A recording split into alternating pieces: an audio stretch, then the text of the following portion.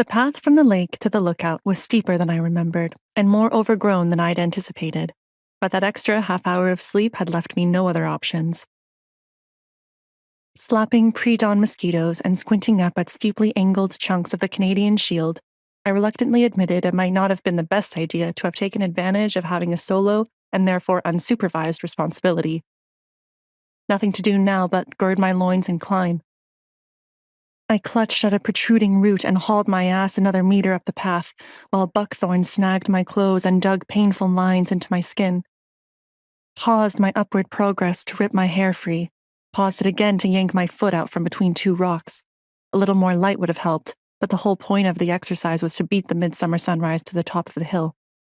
One foot, hand, elbow, and other assorted body parts in front of the other, I kept climbing. I was not going to fail, not when the other three had finally begun to take me seriously. Of course, not failing would have been easier had I not decided to sleep in. Contradictions are us. Well, me. The sky had lightened, but the sun hadn't quite risen above the horizon when I heaved myself up onto the top of the cliff. Before I could either congratulate myself or catch my breath, I realized I wasn't alone. There was a stranger already standing on the lookout. No, not on the lookout. That would imply he stood on the rock that bulged out over the lake. He was standing on the dead ground, the misshapen circle of dirt between the rock and the trees where Charlie had died back in the 1920s, where nothing grew.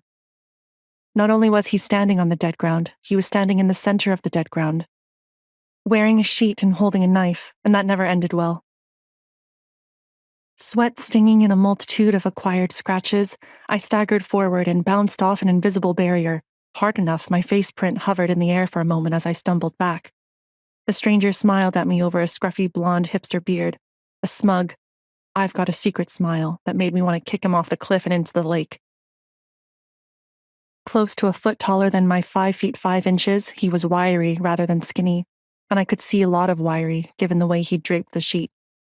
He had enough muscle that even without the barrier, I wouldn't have been able to physically move him if he didn't want to be moved. If he thought I was going to let him make me look like an idiot, he could think again. I also had a secret. As I opened my mouth, 3 things happened. 1, the sun rose. 2, the stranger dropped to one knee and slammed the knife through his right foot into the ground. And 3, before he could scream, and he definitely looked like he intended to scream, he disappeared, sucked down into the dirt, leaving his sheet and blood-stained knife behind.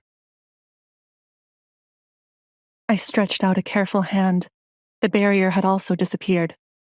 Heart pounding, I twisted around and checked the lake to see sunlight sparkling on calm water.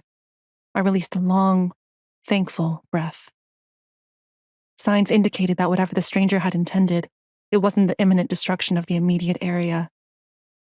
I could toss the sheet and the knife off the cliff, watch them sink, and pretend the whole thing hadn't happened. I could.